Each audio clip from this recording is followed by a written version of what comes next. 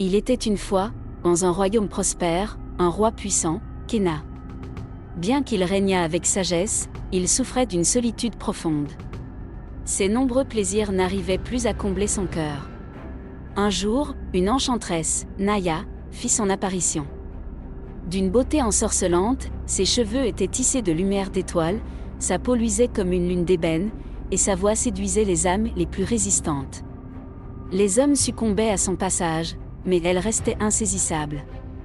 Curieux, le roi convoqua Naya dans son palais, l'espoir de rompre son isolement lui embrasant le cœur. Lors de leur première rencontre, le roi proposa un marché, si elle devenait son épouse. Il lui offrirait la moitié de son royaume, mais elle, malicieuse, refusa cette offre. En revanche, elle lui proposa un défi. Chaque nuit, il devrait la séduire non par sa richesse ou son pouvoir, mais par son esprit et son amour véritable.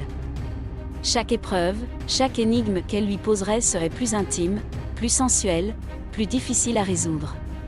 S'il échouait, il perdrait tout ce qu'il possédait, y compris son royaume. Le roi s'apprêtait à affronter sa première épreuve. La salle était baignée d'une lumière douce et tamisée, des pétales de fleurs flottant dans l'air.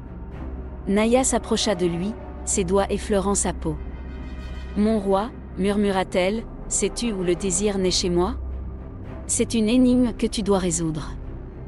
Car sans cela, tu ne pourras jamais me comprendre. » Le roi, pris au dépourvu, chercha à décoder ces mots. Il tenta d'imaginer que le désir de Naya résidait dans ses regards envoûtants, ou dans la courbure de ses lèvres. Mais chaque fois qu'il pensait trouver la réponse, elle s'éloignait, rendant le jeu plus enivrant. Finalement, il comprit, le désir n'était pas une question de toucher, mais d'attention subtile et profonde. Cette prise de conscience l'amena à passer la première épreuve.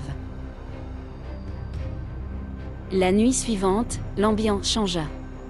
Naya attendait le roi, vêtue d'une robe légère, entourée de miroirs reflétant son corps sous mille angles. « Ce soir, dit-elle, tu dois apprendre à lire dans mes yeux, car mes désirs sont cachés dans mes regards. Chaque regard que je poserai sur toi te guidera ou te trompera. » Le roi devait comprendre les signaux que Naya lui envoyait par ses regards. Parfois, elle le fixait intensément, et parfois ses yeux fuyaient, trahissant une émotion ou un désir profond. Leur échange devenait un jeu sensuel de devinettes où chaque mouvement des paupières du roi devait être attentif. Lentement, il apprit à lire dans les nuances des yeux de l'enchanteresse. Évitant ces pièges subtils. Ce jeu de séduction les rapprocha davantage. Lors de la troisième nuit, Naya changea de stratégie. Elle ne s'approcha pas du roi cette fois, mais resta à distance. « Ce soir, Kena, tu devras renoncer à ton contrôle. Ton pouvoir n'est rien si tu ne sais pas abandonner ton désir à quelqu'un d'autre. Me donnerais-tu ce pouvoir ?» Le roi, d'abord confiant, réalisa qu'il devait s'abandonner totalement. L'épreuve n'était pas seulement un jeu charnel, mais un défi émotionnel. Renoncer à son ego, à sa fierté de roi, pour laisser l'autre prendre le contrôle. Ce sacrifice symbolique lui coûta, mais il décida de céder, d'accorder à Naya toute la confiance qu'il n'avait jamais donnée à personne. Enfin, la dernière nuit arriva. L'atmosphère était plus intense que jamais. Naya révéla alors la véritable épreuve. « Je t'aime, Kena, mais ton royaume est en danger. Si tu choisis de me garder, tu perdras tout ce que tu as bâti. Si tu choisis ton royaume, je m'en irai pour toujours. » Cette ultime épreuve plongea le roi dans un profond dilemme. Son cœur brûlait d'amour pour l'enchanteresse, mais son devoir envers son peuple le retenait. C'était l'épreuve la plus cruelle, car elle touchait à la fois son désir et son sens des responsabilités. Après une nuit entière de réflexion, Kena fit un choix. Il choisit Naya. Il renonça à son pouvoir et à son royaume, prêt à tout sacrifier pour elle. Touché par son acte d'amour, Naya décida de récompenser le roi.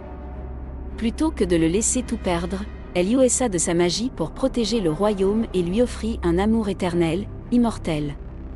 Le roi Kena devint non seulement un homme plus sage et plus fort, mais aussi un roi aimé pour sa capacité à se sacrifier pour l'amour véritable. Que pouvons-nous apprendre de cette histoire ? Le roi apprend que séduire Naya n'est pas qu'une question de conquête physique. Il doit prêter attention à elle, écouter ses désirs silencieux, et comprendre que le désir naît dans l'attention et l'empathie. La première leçon pour le roi est que le respect et l'écoute sont essentiels dans une relation amoureuse. Ce n'est pas seulement la séduction physique qui compte, mais aussi la compréhension de l'autre. 2. Le jeu des regards. Dans ce jeu de regards, chaque moment est une énigme sensuelle. Le roi doit apprendre à décoder les émotions à travers les gestes subtils de Naya. Elle l'éduque à lire dans les silences, à interpréter ce qui n'est pas dit, à sentir l'attraction sans qu'elle ne soit exprimée par des mots. Cette épreuve enseigne au roi que l'amour et le désir peuvent se manifester de manières invisibles et subtiles. Les regards, les gestes discrets, les émotions cachées révèlent souvent plus que les mots. 3. L'abandon. Naya lui demande de laisser tomber sa fierté et de se confier pleinement à elle. Cette épreuve est la plus difficile pour un roi habitué à tout contrôler. Il doit apprendre à céder, à se défaire de son ego pour permettre à l'amour de s'exprimer dans toute sa vérité. Parfois, aimer signifie renoncer à son pouvoir et son contrôle. La vraie force dans une relation réside dans la capacité à se montrer vulnérable et à s'abandonner à l'autre. 4. Le choix impossible. Le roi est confronté à un dilemme cruel, choisir entre son royaume et l'amour de Naya. Il doit sacrifier l'un pour obtenir l'autre.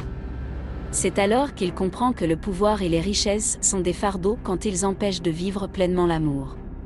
La plus grande richesse dans la vie n'est ni le pouvoir, ni la fortune, mais l'amour véritable. Il est prêt à tout perdre pour l'amour, prouvant ainsi que les possessions matérielles n'ont pas de valeur sans amour. Après avoir traversé ces épreuves, le roi Kena réalise qu'il a appris bien plus que simplement séduire une femme. Il a appris l'importance de l'attention, du respect, de l'abandon et du sacrifice. L'enchanteresse, touchée par son dévouement, lui offre son cœur et protège son royaume avec sa magie. Finalement, il n'a rien perdu, mais a tout gagné. Le véritable amour ne demande pas de conquête, mais de sacrifice et de compréhension. C'est en renonçant à son ego que le roi trouve non seulement l'amour, mais aussi la paix intérieure. Si tu as aimé cette vidéo, mets un like pour nous aider à grandir. Merci d'avance.